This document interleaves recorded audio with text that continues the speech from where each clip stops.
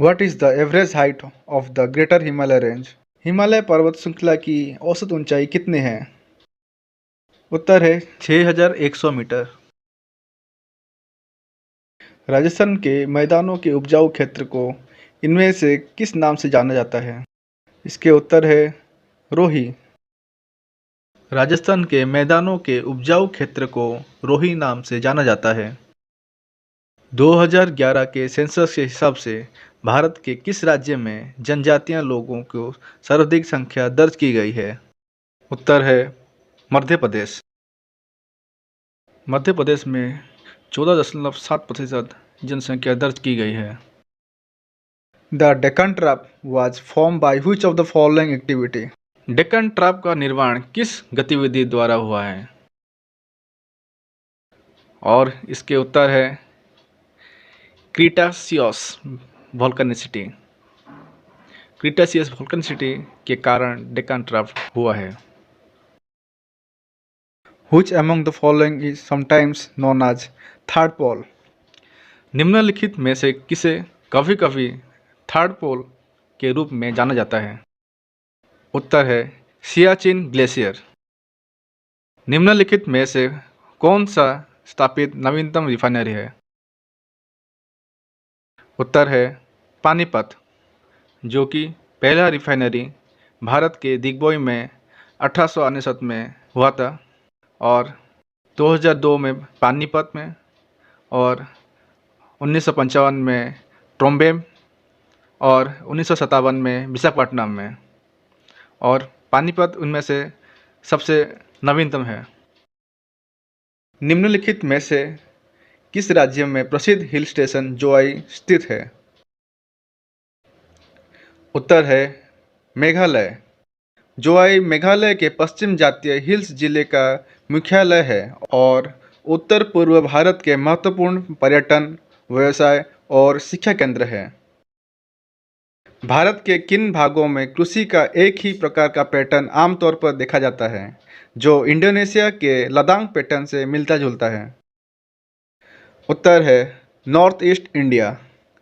लद्दाख एक काट कर जला देने वाली कृषि है, जिसमें जंगल या वनस्थली में पौधों को काटना और जलाना शामिल है। इस प्रकार की खेती उत्तर पूर्व भारत में पाई जाती है। Satmala hills are located in which among the following states? Satmala पहाड़ियाँ निम्नलिखित में से किस राज्य में स्थित है? उत्तर है महाराष्ट्र। सतमाला पहाड़ियाँ महाराष्ट्र के नासिक जिले में फैली हुई है। वे नासिक के भीतर भाग सह्याद्री पर्वतमाला का एक अभिन्न अंग है। Polavaram project is located in which state? Polavaram परियोजना किस राज्य में स्थित है? इसके उत्तर हैं आंध्र प्रदेश। पोलावरम प्रोजेक्ट आंध्र प्रदेश में स्थित है। निम्नलिखित में से कौन सा भारत का सबसे ऊंचा खुला झरना है? इसके उत्तर है जोग फॉल्स। जोग फॉल्स 253 मीटर ऊंचा भारत का सबसे ऊंचा बिना स्तर वाला झरना है। ये कर्नाटक में सरस्वती नदी के पार स्थित है। निम्नलिखित में से कौन सी नदी कच्छ के रण में स्थित है? उत्तर है लूनी नदी। लूनी नदी का उद्गम अरावली पर्वतमाला से हुआ है, जो कि 495 किलोमीटर है। ये एकमात्र नदी है जो कच्छ के रण में गिरती है। बांडी, सुकुरी, जुआई लूनी नदी के बाएं किनारे की सहायक नदियां हैं। निम्नलिखित में से किस प्रकार की नदी चट्टान के आवरण पर स्थित है, जिसे अब कटाव द्वारा हटा दिया गया है? उत्तर है सुपर इम्पोज्ड रिवर। आरोपित प्रकार की नदियां चट्टान के आवरण पर स्थित होती हैं, जो अब कटाव द्वारा हटा दी जाती हैं। दामोदर, स्वर्णरेखा, चंबल इस प्रकार की नदियां के कुछ उदाहरण हैं। निम्नलिखित में से कौन सा राज्य नर्मदा बेसिन का हिस्सा नहीं है? और इसके उत्तर हैं राजस्थान। राजस्थान नर्मदा बेसिन का हिस्सा नहीं है। ये मध्य प्रदेश, महाराष्ट्र और गुजरात से होकर बहती हैं। निम्नलिखित में से कौन सा स्वराज द्वीप का दूसरा नाम है? इसके उत्तर है हैवलॉक द्वीप। स्वराज द्वीप का दूसरा नाम हैवलॉक द्वीप है। इसका नाम British general sir Henry Havelock के नाम पर रखा गया है। निम्नलिखित में से कौन सी सीधी रेखा मध्य अंडमान और उत्तरी अंडमान द्वीप को अलग करती है? उत्तर है ऑस्टिन स्ट्रेट। कच्छ का रण गुजरात राज्य में स्थित है। निम्नलिखित में से रण का अर्थ क्या है? इसके उत्तर है सॉल्ट मार्श। यह एक प्रकार की तटीय अर्धभूमियां जो खारे पानी से भर जाती है और वो बह जाती है। निम्नलिखित में से कौन सा रेगिस्तान भारत में स्थित है? उत्तर है थार। थार मरुस्थल राजस्थान राज्य में स्थित है। ये भी पाकिस्तान के क्षेत्र का कुछ हिस्सा है। टेंगनोपाल हिल स्टेशन निम्नलिखित में से किस राज्य में स्थित है? इसका उत्तर है मणिपुर राज्य। इस क्षेत्र से होकर गुजरने वाली सड़क इम्फाल और म्यांमार को जोड़ती है। भारत के किस राज्य को भारत का कॉटन पॉलिश कहा जाता है? इसके उत्तर है मुंबई। कपास मिलों की उच्च सांद्रता के कारण भारत का कॉटन पॉलिश कहा जाता है। भारत के निम्नलिखित में से किस राज्य में नहर सिंचाई सर्वाधिक भाग में पाई जाती है? और इसके उत्तर है उत्तर प्रदेश। उत्तर प्रदेश में नहर सिंचाई सर्वाधिक भाग में पाई जाती है। उत्तर प्रदेश के बाद पंजाब, हरियाणा, राजस्थान है। निम्नलिखित में से कौन सा फसलों के लिए आवश्यक मिट्टी से मेल खाता है?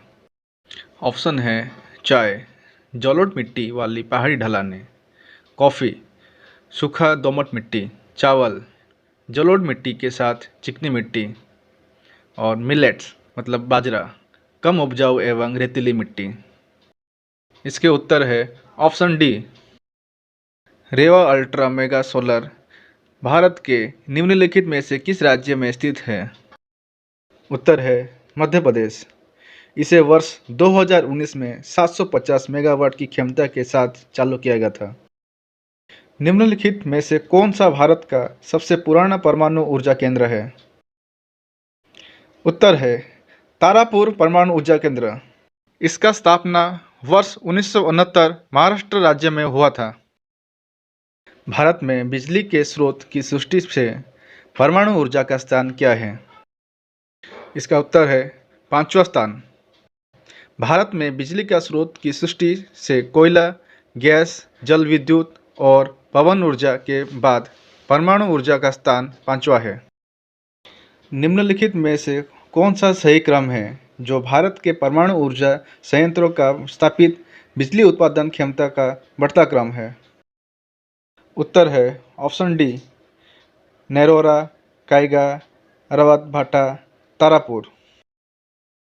निम्नलिखित में से कौन सा बांध डीवीसी परियोजना के तहत बनाया गया था? ऊपर के सभी उत्तर हैं। 1948 में डीवीसी की स्थापना के बाद 7 बांधों का निर्माण किया गया था, जो तिलैया, मैथौन, पंचेत, बेलपहाड़ी, कोन्नार, बोकारो और अय्यर है। भारत के आर्थिक दृष्टि से सबसे महत्वपूर्ण चट्टानें निम्नलिखित में से कौन सी है? उत्तर है धरवार चट्टानें। यह अत्यधिक रूपांतरित तलछटी चट्टान है। कान्हा राष्ट्रीय उद्यान निम्नलिखित में से किस प्रजाति के लिए प्रसिद्ध है? इसका उत्तर है बाघ। यह मध्य प्रदेश में स्थित है। 15 जुलाई 2011 के जारी जनगणना के आंकड़े दर्शाते हैं कि 13.48% शहरी आबादी कहाँ रहती है? उत्तर है महाराष्ट्र। 2011 की जनगणना के अनुसार पिछले दशक के ग्रामीण क्षेत्रों में जन्मों की संख्या में 9 करोड़ की वृद्धि हुई है। आंकड़ों से पता चलता है कि जहां उत्तर प्रदेश में किसी विशेष राज्य की ग्रामीण इलाकों में रहने वाले लोगों की अधिकतम संख्या 15.5 करोड़ है, वही शहरों क्षेत्र में रहने वाले लोगों की अधिकतम संख्या 5 करोड़ के साथ मुंबई इस सूची में सबसे ऊपर है।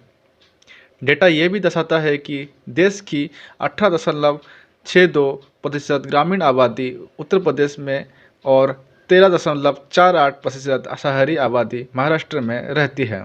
2001 से 2011 के दौरान ग्रामीण जनसंख्या की वृद्धि दर 12.18% रही है। निम्नलिखित में से किसने बांधों को आधुनिक भारत का मंदिर घोषित किया था?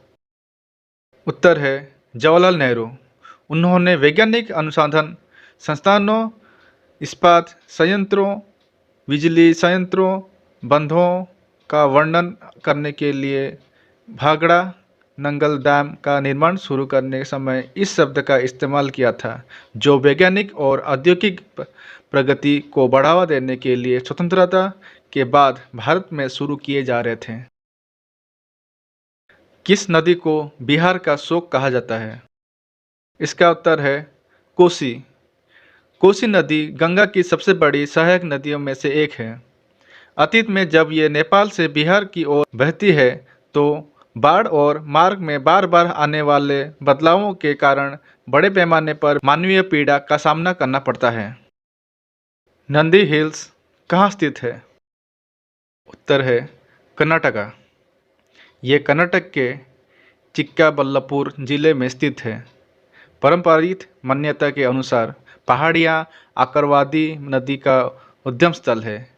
चोल काल के दौरान नंदी पहाड़ियों को आनंदगिरी कहा जाता था, जिसका अर्थ है खुशी की पहाड़ियाँ।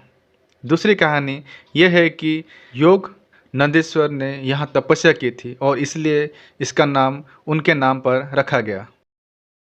काजू की फसल पर एंडोसल्फान स्प्रे के कारण भयंकर प्रदूषण कहाँ फैला? उत्तर है केरला। केरल का उत्तरी जिला कासरगोड हाल ही में काजू की फसल पर एंडोसल्फान स्प्रे के लिए कुख्यात हो गया है। इस प्रतिबंध रसायन के स्प्रे से स्थानीय आबादी में जन्मजात असामान्यताएं, मानसिक मंदता और कैंसर होने की सूचना मिली थी। असम राज्य में कार्यरत तेल रिफाइनरियां की संख्या कितनी है? उत्तर 4। 1901 में दिग्बोई रिफाइनरी, 1962 में गुवाहाटी में नूनमाटी और 1969 में गोलघाट जिले के नुमालीगढ़ में। गुवाहाटी रिफाइनरी देश की पहली सार्वजनिक क्षेत्र की रिफाइनरी थी। असम देश का पहला राज्य था जहां 1859 में तिनसुकिया जिले के डिगबोई में तेल फंस गया था। यह आखिरी प्रश्न, हीराकुद हाइडल पावर स्टेशन कौन से नदी के पास स्थित है? इसका जवाब आप कमेंट पे जरूर लिख के दीजिए।